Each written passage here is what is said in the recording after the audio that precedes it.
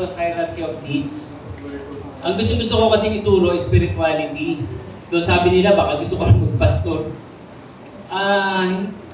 Naniniwala ko ang ministry ko sa marketplace. So, gusto ko ituro lagi spirituality at self-actualization. Yung Maslow's hierarchy of needs, familiar naman tayo lahat doon, di po ba? Kaya lang, lagi pala food, shelter, and clothing. Kasi nung nagsisimula rin ako, kaya lang uma-attend sa mga training ng mga insurance kasi sa libreng pansit. Ngayon, so na-realize ko, kailangan mo na talaga ituro muna kung paano tayo magkakaroon ng food, shelter, and clothing. Eh yung negosyong swak sa'yo. At kung mga doon sa mga international friends ko, yun naman yung business that beats you. Ayan. So, pangalawa naman, kung licensed customs broker ka ngayon, nakikita ko dito yung mga kasama ko sa aming profession. Lalo na yung aking, sabi ko nga, yung first boss ko, ang real na mentor ko, si Atty. Nadi, for 8 years. Nung ako ay processor, messenger, taga-bayad pa ng mga, ng mga duties. Ayan. And of course, nandito yung aking kaibigan, licensed customs broker din, si Kuya Mado Carmona. And of course, mga kaibigan ko si Brother. Bakit ba? Kasi kung importer-exporter ka, ang liit na kasi ng mundo ngayon. Pag nakita mo sa internet, gusto mong pindutin, gusto mong kuhanin.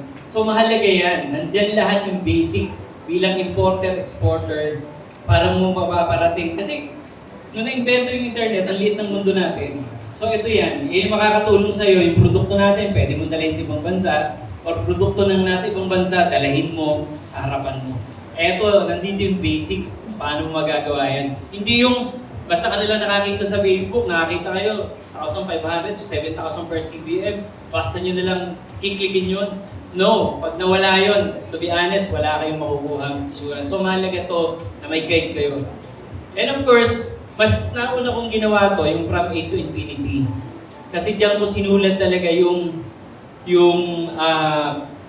naniniwala ako parang yun ang proseso ng, kung nababasa kayo ng Bible, yung Ecclesiastes, ewan ko ha, pero pag binabasa ko yun, nalulungkot talaga ako. Kasi basically, wala palang kwenta yung buhay natin eh. We're just chasing our own tail. So, wala rin kwenta. As a matter of fact, hindi ko alam kung yung ginagawa natin to after 100 years, kung maaalala pa rin tayo. Pero at least, during our moment, during our time here in Earth, sinubukan natin gawin yung dapat natin gawin, palagay natin pinapagawa sa atin. So yan, nandyan yan. Halos, kung nakikita niyo yung t-shirt ni Nas Daily, di ba may nakalagay battery life, 47% na lang. So yun din yan. Hopefully, sa mga tulad kong nangangarap nun, baka sakaling maging guide to. Kasi ang dami ko pang pinaggagawa na sana kung naintindihan ko lang, sana ginawa ko na kagad yung tama. And siguro lastly, mahalaga talaga na may nagme-mentor, may nag-guide. Kasi nung may sakit yung mami ni Unique, o nung may cancer pa yung muna kong asawa, may napanood lang akong TV show na hindi ko na maalala yung title, pero sana ma-meet ko na in person, sana buhay pa sila. Si Professor Andy Pereira at saka si Francisco Topac Kulay. Sila yun. So napanood ko lang siya, tapos may libro siya, binasa ko. Na-inspire na kagad ako doon. So hopefully, sana katulad ko kayo, na sometimes, we are just an inch away to change the course of our life. At minsan, nasa tamang direction lang o nasa tamang mag-guide lang.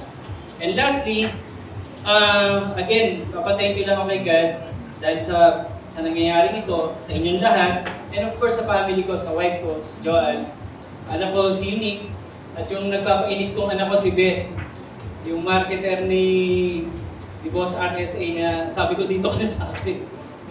At saka, of course, ang anak kong, ang favorite son ko si Ivy. Yun lang po, thank you so much. One more thing pala.